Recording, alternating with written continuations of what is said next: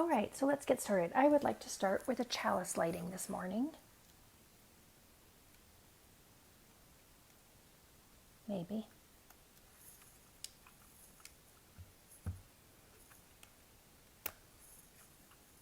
It wiggles, but it doesn't light very well.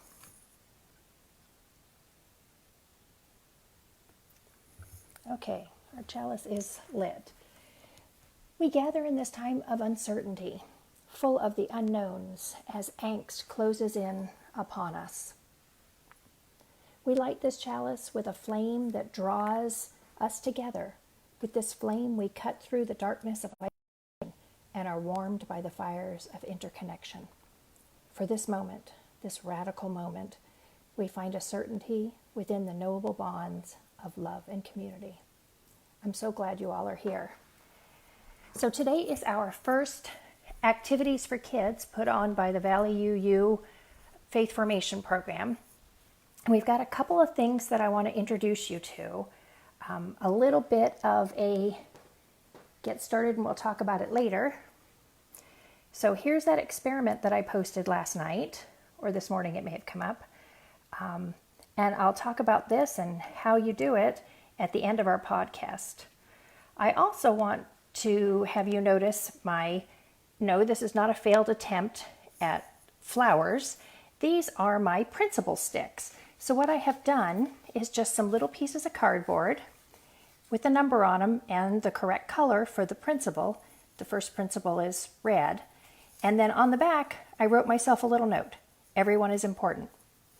So I have all 7 of the principals on my little stick so I can draw it out real quick and remind myself what each of the principles are and find some books and activities that go with it. It's just a little bit of a cheat sheet.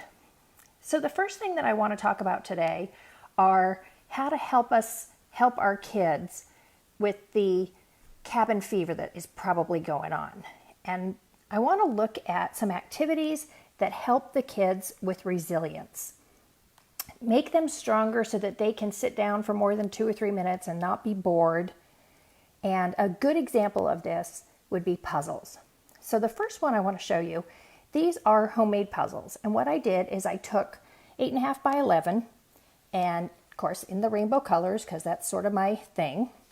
And I wrote just a simple version of the principle. And the reason I wrote it in 3 lines is I decided to separate all of these little puzzles into 3 pieces. I chose large, basic shapes that would be easy to find. And because they're all color coordinated, that's another step to making it easy for the kids to find. I laminated these. You don't have to, but if you want to just take some pieces of paper and write out the principles and cut them into whatever you decide is challenging for the kids in your house, it's a great puzzle. Also helps them remember our 7 principles a little bit. Moving on in the theme of puzzles, this type of puzzle is typically for children, they say 2 to 5. Depending on your child's ability to manipulate the piece, these are nice big pieces, there are 6 of them. I suggest starting with the puzzle already put together so the child can see how the colors go together, what the picture is made of, what they're looking for. And of course, as they get older, there's a variety of other puzzles they can do. I find these say that they are for children 5 and up. This child really needs to have a basic concept of how to do puzzles, like maybe this one first, in order to handle a more difficult puzzle like this.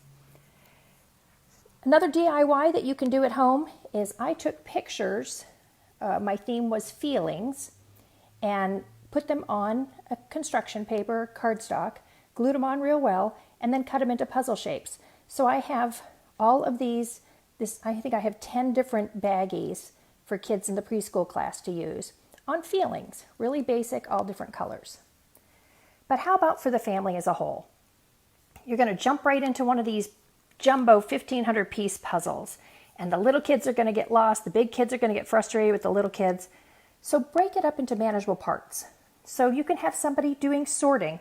If you've got the pieces that are not an end piece, separated from the ones that have one flat side, and of course separated even further out from the corners. Or you can have children who know their colors to sort by colors. You've got the blue, you've got some whites going, reds, those are yellows, Marcy, green. So all together, everybody can have their own job and work for putting a puzzle together as a family. It's a big task and it should keep them busy for a little while. So coming over here, I have a couple of games I want to share with you that I think also help to build resiliency. Let's see if I can find a good placement for this. Okay, do you remember pickup sticks? So the idea with pickup sticks is you get all these sticks in different colors. You've got red, yellow, green, blue, what am I forgetting? And then one black one, the power straw, the power stick.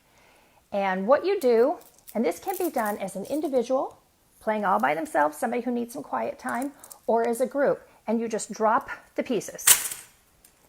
And what you're going to do from there, the goal is to attempt to remove a stick without bothering any others. I definitely see the one that I would start with right there. Is there a power stick, the black power stick back there? The purpose of that is that if you can manage to get that one free without disturbing any of the others, you can use it to tick some of them out of the way to get your piece. It gives you a little sharper finger. Great game that can be done for kids alone or in teams. This was a really fun find. Everybody remembers playing memory. I was able to find an online personalizationball.com that made Valley UU memory tiles for me. And what they are pictures of our staff. Can I get it? Our staff, our location. Let's see what else have we got here. Oh, there's the education complex. Great little toy, great for memory activities. You can also find these at Shutterfly and at Pinhole. Okay, so activities. I did mention that we were going to be working on a Chalice mobile. So let's get started on that. Did you bring your supplies? If not, come back to this later. So you need a hole punch, 7 chalice shaped in different colors, preferably in the rainbow colors. You need yarn or string of some sort to hang things, and a paper plate, plastic plate, foam plate, whatever you want to do. You're going to use the hole punch to make 7 holes around the outside of your plate. Try to do it in a way that it's going to balance, because there are 7, it's not an even divide. The tricky part is you need to put 2 holes in the middle for your hanging string. And so what I do with that is I just take a pencil or a pen or maybe a pickup stick and poke right through here. Yes, we can do this. Yes, there we go. All right, so make 2 of those. And then when you go through and use your hole punch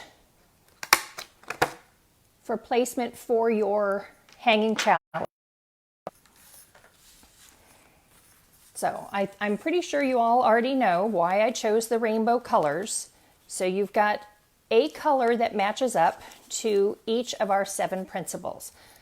What are you going to do with these like this? Well, put a number 1, put a number on each of them. You can write a short explanation of what the principle is. You can decorate it. After all, you've got 2 sides. They're both going to show.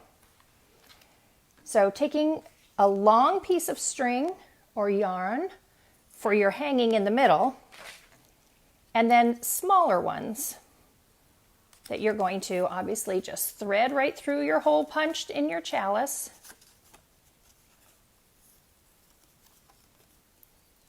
And hang it from the hole you created in your paper plate. I do have one warning for you. Let's go back up to this chalice. So notice how all of these are hung with enough yarn so that the chalice hangs free and can spin, except for the violet one. Look what's going on here.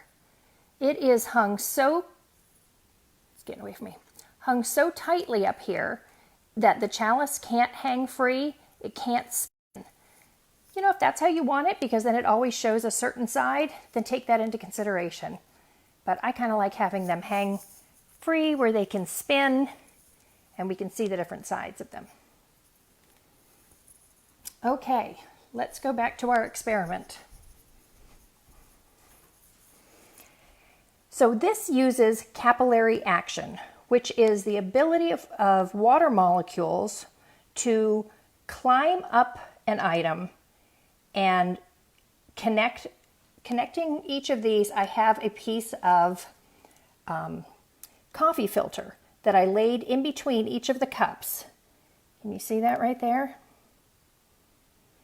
And the tinted water climbs up of the coffee filter and it shares down in. So here's what you do. You're going to set up 7 cups. Just put a few here to give you the idea. And you want the cups to be touching each other. And then you're going to take just a coffee filter, or even a paper towel would work, and cut a strip that's about a 1/2 inch wide. Going to give it a little bend and put it, this is hard to do while holding a camera, I'm not that coordinated. Put it so it is inside both of the cups. Can I do this?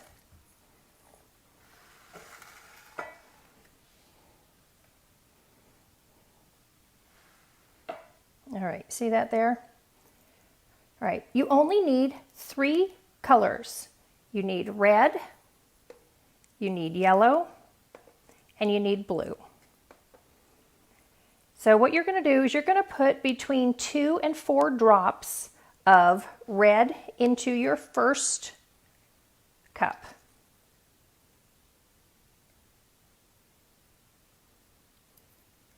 Okay? Fill it with water, and I mean you want to fill it up as high as possible. That's why I have this experiment on a tray. It makes it a little easier to move if I need to. Yes, a little bit of water spilt into this one. That's okay. I'm actually only going to put water in this second one. Can you remember the order of our rainbow? The hint is Roy G. Biv. R for red, O for orange. Well, I don't have orange, so I'm going to leave it. And next I'm going to do the Y in Roy,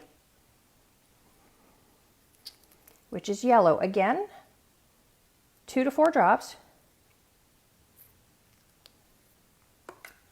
Another piece of the coffee filter. This time I'm going to connect the orange to what is now the yellow cup. I think you're all getting this. What's going to happen? Fill this up. That yellow looks kind of orange already, doesn't it? So then you're going to do a blank one, and then you'll do blue, and then another blank. I've run out of blank ones right now. And the last one is purple, but I don't have purple. So what am I going to do? Purple is a combination of red and blue, but most of it is red. So I'm going to do about 3 drops of red and 1 drop of the blue.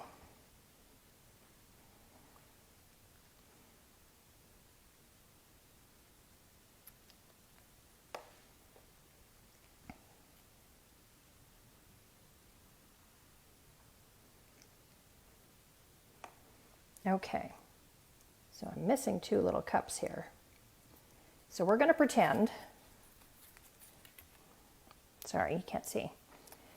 So I'm going to pretend that I've got my yellow to green, because it's Roy, G would be green, and then Biv, B-I-V, would be blue, indigo, and violet.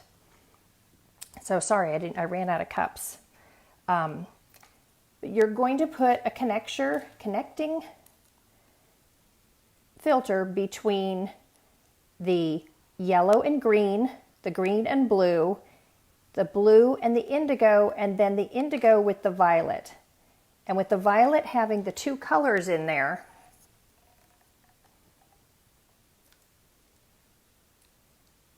looks like a smoky purple, doesn't it? Come back. Put water on this side.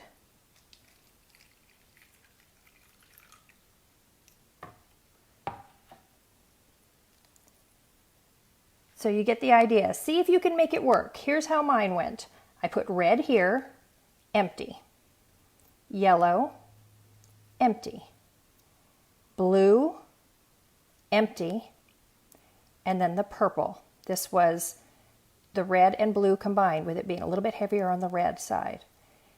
And you can see that my colors, I don't know, my orange is a little more peachy looking, isn't it?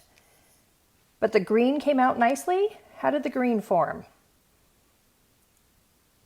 Combination of the yellow climbing up that coffee filter and the blue climbing on that coffee filter. Now remember that we have BIV, B-I-V, with blue, indigo, and violet, where indigo is a darker color blue. Do you think that came out? I think it's slightly darker. So remember, the blue was originally a clear one. All right, well, I hope you've enjoyed this. Let me know how your experiment came out, if you were able to make that capillary action work to create a rainbow for you. If you want any of these puzzle ideas, let me know. I can share that with you. Again, the memory game, this one I purchased at personalizationmall.com, but you can also find something similar on Shutterfly and Pinhole.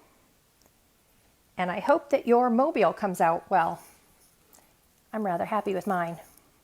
All right, everybody, have a great day. I will see you on Monday for our next story time, which is going to be about the second principle, 10:30. See you then. Have a great day. Well.